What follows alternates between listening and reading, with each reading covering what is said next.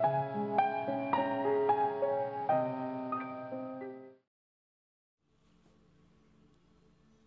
guys, I had posted on Stitch Mania and said that I thought I was going to try my hand at a Stitch With Me video, but it was a matter of figuring out how I was going to set up my phone so that I could record like this.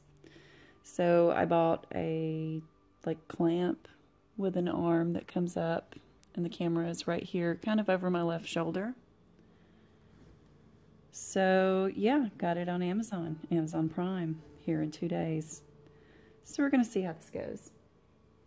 I am going to be working on, this is the Starry Night sampler. This is by the City Stitcher. This is when I'm doing a stitch along with me, Olivia B, and Diana, and a few other people are joining in too. I talked about this, I believe, in my last video that I did. Olivia and my birthdays are very close together, so, you know, I asked her if this was something she wanted to do, and she was like, yeah. So here we are. I actually was supposed to hang out today with Diana and Kelly, or It Is Kismet Stitches and the Evergreen Needle. We ended up stitching together last weekend. Had a lot of fun. The get-together we were going to today got canceled, so. But I slept terribly last night. Like, really bad. So I messaged this morning and was like, guys, I don't think I'm going to be able to make it. And I guess Diana didn't sleep well either, so.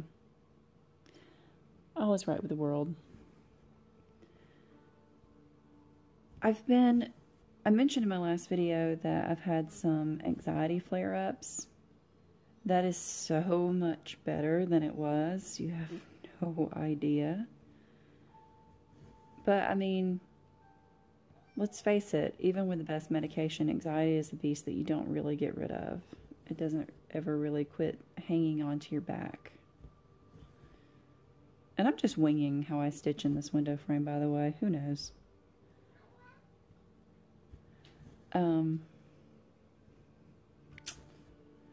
So I thought I tore up my sewing machine. Thank you, all of my Instagram followers, for bearing with me and helping me figure that out for the past couple of days. Got it fixed earlier today. Got the bag made that I needed to get made. I promise, guys, I'm making bags. They're not going up yet. And I'll leave it at that. So, I'm going to sew some more later today and get some more done. And some other sewing that I need to get done now that the machine is working again. Apparently, when I finished off the bag before, I hit the reverse stitch button to tack down and secure the seam, and it must have kind of partially gotten stuck in that position, so it wasn't fully sewing backwards. It was almost like it was back stitching, like it would go forward and then back and then forward and then back. I don't know, it was very confused, but now it's happy. And I cleaned it and oiled it and put in a new needle and did 5,000 things to the top and bottom tension.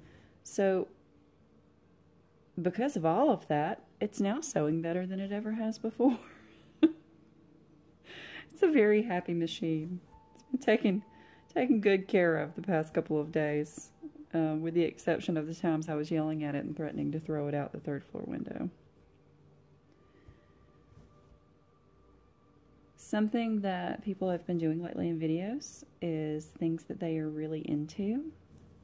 One of my favorite new things is this bracelet. I know I'm probably the last one on this chain. This is one of the lava bead bracelets that you put essential oil on. So I keep lavender or similar scents on this one. Ugh, I love it. Diana and Kelly were with me when I bought this, and I also bought one for one of the kids that I work with. I call her a kid. She's not a kid anymore. She is a grown woman.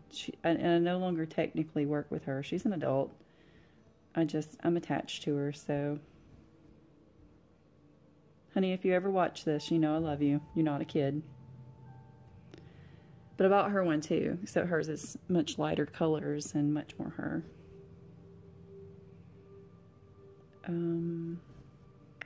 Other things that I'm into. Oh, these snacks from my college days. Some of my favorite things in the world. Gummy peach rings. I used to buy bags of these in college. And I went to college about probably 5 hours away from home. And I would buy those, and that would be what I would eat all the way home and get all hopped up on sugar. All right, come on. I'm doing this on my favorite, which is 36 count 2/2. And a lot of people don't like it because it is a snug fit with the threads and the needle and everything, but I love it. I love the coverage that it gives. I love how puffy the little stitches look.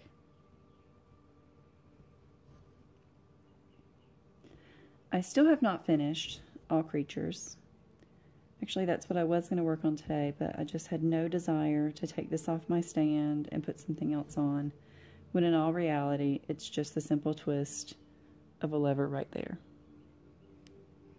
I know. I know. Emily's very lazy today.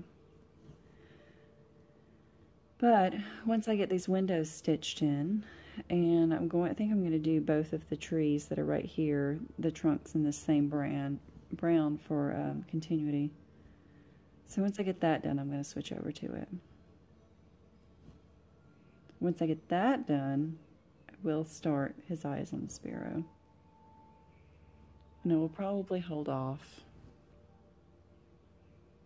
on doing another front-facing video until those are accomplished.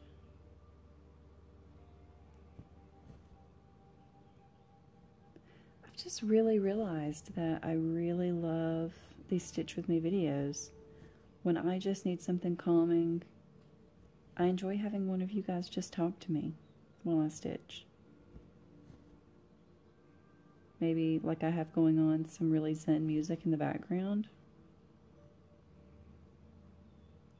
Jim's not here today.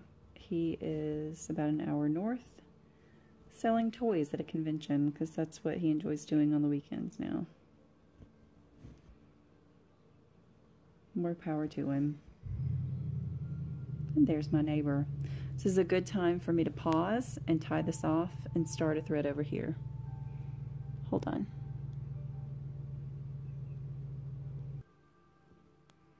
Alright, so I'm back. Got that trimmed. Just need to start a new thread. I dyed my hair today, which the great part is I haven't fixed it. One of these videos you don't have to see my hair, so I don't have to fix it. It's still all stringy and drying. My hair is naturally kind of a dirty blonde with reddish undertones. I don't find it an attractive color, but it's fairly light. And those reddish undertones, when you dye it, really shine through. Particularly at my roots. So I have been struggling lately doing the same color on the rest of my hair, even when I color my roots first and then go over the rest of it. It feels like my roots just glow, like they still just are much brighter than the rest of my hair. It's a pain in the butt. So I bought a different, and if anybody wants to yell at me for using drugstore hair dye, that's totally what I do. But you know what? I'm a social worker. The money I have, I would rather spend on crafts. Here we go. So I decided to buy a new brand and try that. And I bought dark brown, like I always do. Not light brown, not black. Guys, my hair is looking some serious black. Like, it is dark brown. Let's see if I can get some of it on the screen. Yeah, it's looking seriously dark. Anyway, Jim's probably going to come home and be like, "What up, Elvira?" It's been black before. I dyed it black last October. He didn't care. Just wasn't exactly my plan this time. But my roots look better. So there's that.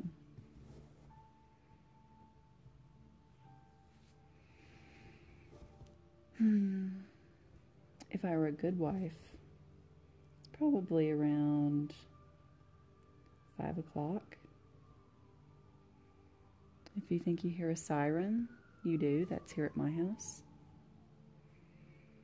Back there, which is towards the back of my home, they decided that they wanted to put in a, like, local fire department hub.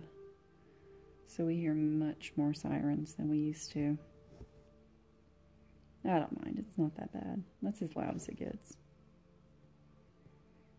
And, you know, should there be an emergency, help is really close by.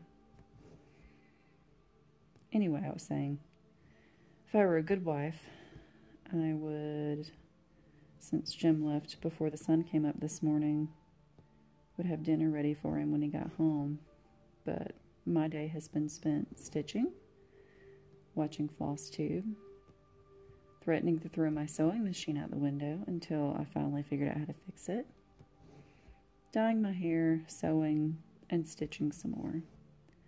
It's been a pretty fantastic Saturday.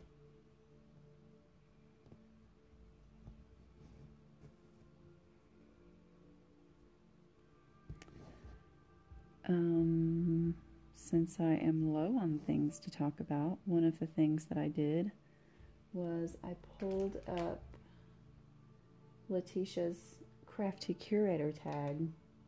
So I'm going to pull that up. We'll go through it. I've got it next to me on my laptop. Bear with me.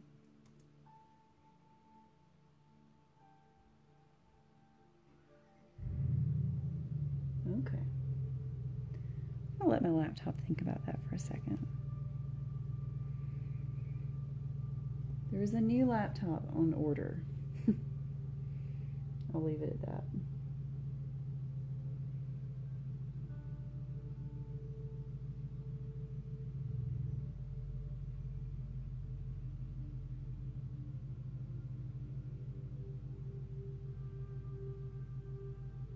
Okay. Yeah, Buster. There we go. There it is.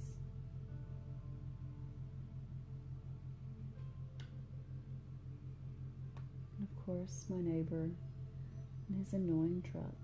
You can probably hear it. Okay. Now, I haven't read over these first, so you're going to get my spontaneous, off-the-cuff answers, which are usually the most fun. The first one says, if you could wish for a person in history to be represented in a mirabilia pattern, who would it be?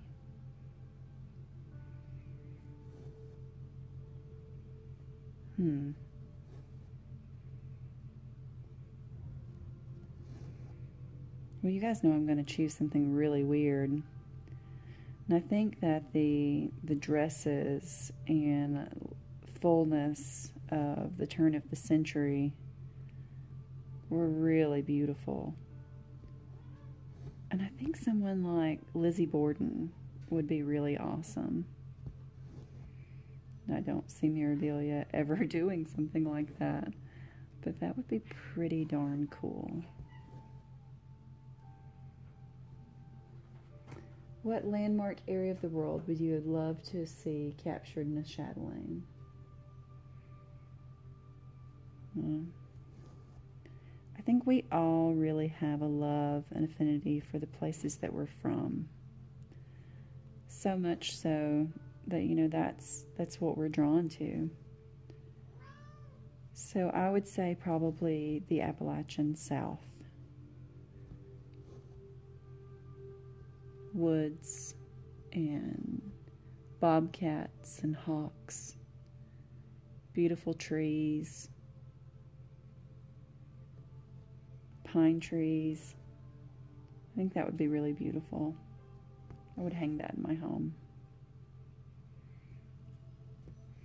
It's taking a lot of concentration for me to do this hand stitch, so I feel like I'm stitching very slowly. It says, what are the top 3 places you want to visit that you've never been to, other than New Jersey in May, of course? I actually am going to New Jersey in May. I don't know if I've mentioned that in a video yet, but I am going, and I'm super excited. And one of the reasons is because Letitia is going. I am stoked to meet her in person. Buster's excited too. There are a lot of places that I want to go. I want to go to Canada. I really want to see the Northern Lights. That is a trip that Jim and I are talking about doing with my mom. She has almost vetoed Alaska because she feels like it's so pricey. So I'm thinking about trying to figure out when would be appropriate for us to go to Montana, northern Montana, to Glacier National Park. I've heard that you can, or I've read that you can see the Northern Lights there. If any of you guys are from that area and know of like the best time to go, or an inexpensive place to go and see the Northern Lights, that's really something we would enjoy. I would also really like to go to the Pacific Northwest. That is high on my list. I'm sure you guys are thinking that I'm totally changing the way I'm stitching this. Here I went across and back, and now I'm one stitch at a time. It's just how I stitch. Especially when I'm multitasking with my brain and not really thinking it through. I do usually try to do things all the same, but whatever. If it looks good on the front, don't nobody care. 4. What is it that you love the most about stitching? What would you miss the most about stitching if you could no longer do it? These may or may not have the same answer.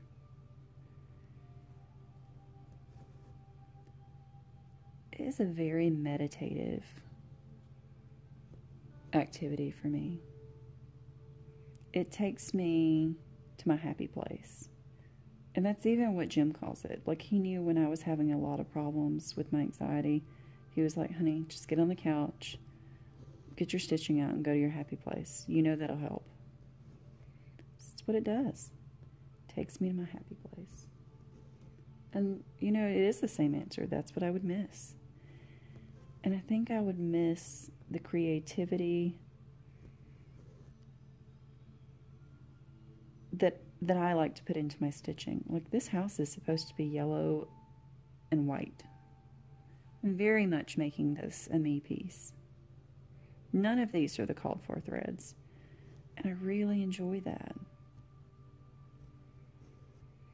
Number 5.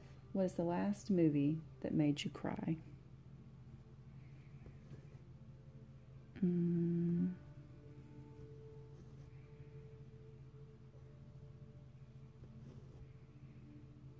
I can't tell you the last movie that made me cry, but I can tell you the last show that made me cry. And that would be This Is Us. I watch that show every week. It would take a robot not to cry at that show. So good. And, I mean, we all know I got daddy loss issues. And, I mean, hell, that's half of what that show is about, is that. So if you've never seen it, I won't say any more than that, but it comes up. So, yeah. What up? Waterworks. Number 6. Tell me a joke. Tisha. Can't tell you a joke off the cuff. Maybe before I get this up, I will make Jim tell a joke, and I'll put that on the end of this. I cannot promise that it will not include profanity or something vulgar. So there's that. If you could be any animal or insect, what would you be and why? I've said it before, I'll say it again. I would totally be one of my house cats. Other than when Buster thinks that I'm trying to starve him, such as right now, pretty sure he's over there sitting in front of his food bowl. They live a pretty awesome life. Pretty well taken care of.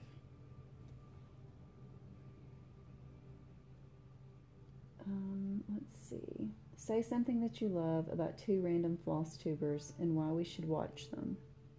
Don't name the person that sent you this tag. Well, I had Letitia send me this, so that knocks her out. 2 random floss tubers.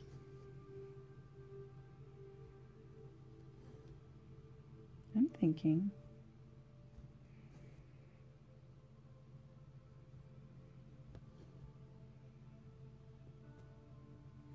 Trying to think of people that I watched this morning. Who did I watch this morning? Well, I watched one of the women who has made me fall in love with videos like this, and that is Caroline from Off the Grid.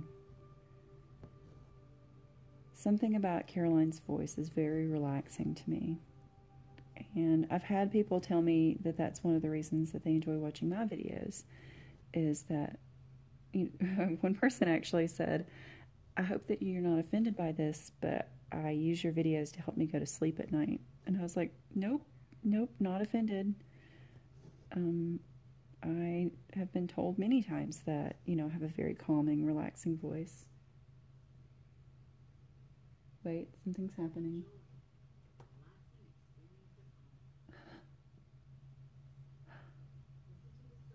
Okay, we're gonna mute my music in the background because it decided to throw an ad up. We're gonna mute that for a second. So that's Caroline at Off the Grid. She's definitely one of them.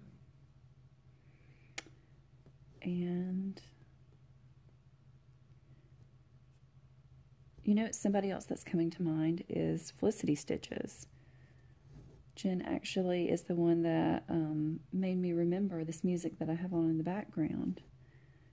How much I love it. It's the same kind of music like you listen to when you go get a massage at the spa. She puts it at certain places in her videos and at the very end.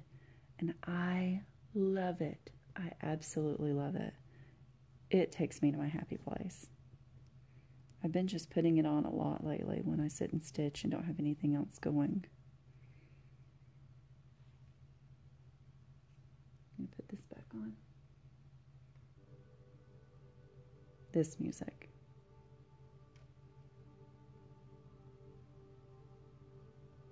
Love it. So those two. If you found that you were suddenly unable to stitch, what would you do with your stash? Does anyone in your family know what to do with it if you could not advise them? Jim has a relationship with a lot of my stitching friends, so he would reach out to them. He's even joked that some of my pieces he would probably keep and try to finish himself.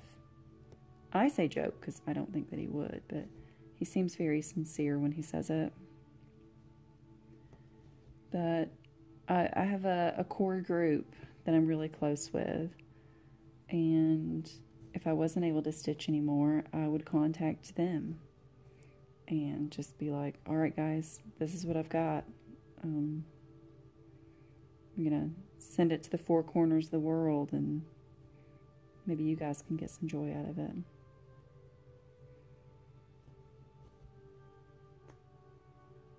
What was your stitching like before social media became inundated with cross-stitching? Did you stitch less? Did you stitch more? Did you even have such a thing as a rotation? I worked on one thing at a time. And I actually think that's what happened to me. I had been working on a piece that was a gift that maybe I had started, oh gosh, I don't even know when. And there's a buster hair. Can you guys see that? I can see it. There we go. There was a piece I had been working on for a gift, and I just got really, really burnt out on it. And I put it down. And I didn't stitch for years. Years. And then I began seeing cross stitch again on my Instagram, in particular from and Vicky, if you watch this, honey, I know you have a little girl now, but you need to make videos again. The Stitchy Anthropologist used to make videos and should again. And she turned me on to stitching and social media. She actually married my best guy friend from college. So that's how I became friends with her, and she was a part of the stitching community online. If I had only known the rabbit hole that would take me down. Like 37 whips later, a group of people that are just the nicest ones I've ever met. Let's see. Do you find that cross-stitching on social media has helped you stay focused or caused you to become distracted? If it has helped you to stay focused, how do you manage to stay active on social media and still be productive in your stitching? If it has distracted you from your stitching, what have you done to get back on track with your stitching but still remain active in the community? I think that social media is an inspiration for me, and it's a drive for me to keep stitching and keep being creative, and oh, I love that piece, I really want to get that out and work on it again. But you know, I have a lot of downtime in my job when I'm waiting on hearings at court and whatnot, so you know, it's times like that, or when I just take a break when I first get home, that I'm on Instagram and stuff like that. So I feel like I've got a good balance. Yet again, I'm going to pause this, tie off this thread, and I'll be right back. Okay, I'm back. The next question is, it says, I have a t-shirt that says, cross-stitching saved my life once. Tell us about a time when cross-stitching saved your life or someone else's.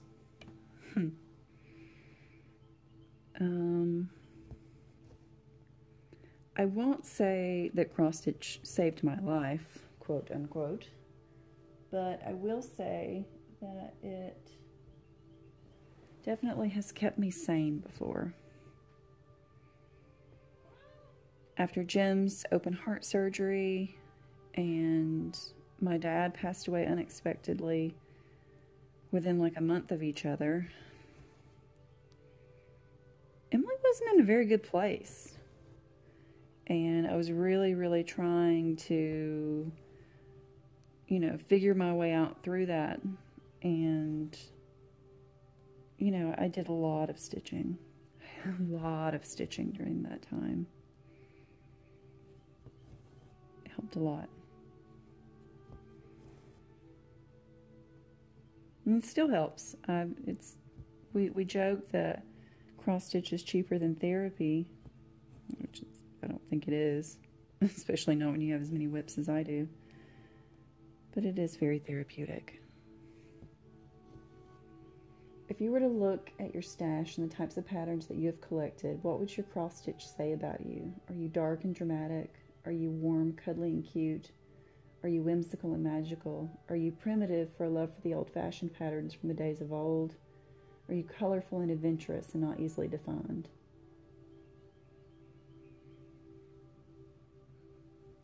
I think I love the dark and primitive. I've done some different things that don't necessarily fall into that category, but I think that that makes a person a pretty well-rounded stitcher. But I really love the things that look like they could have been stitched 100 years ago or 200 years ago. It brings me joy. Name something that was the telltale sign that you were addicted to cross-stitch without hope of redemption. What was your aha moment?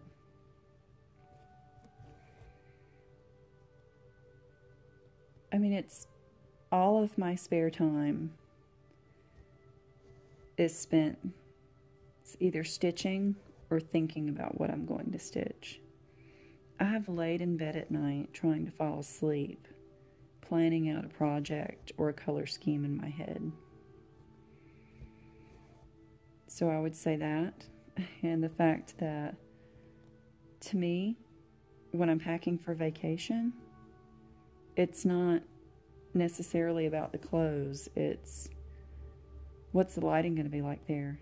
What project has the correct count of fabric that's going to be okay for me to take, that I'm not going to have to lug my entire DMC around? These are the thoughts I have.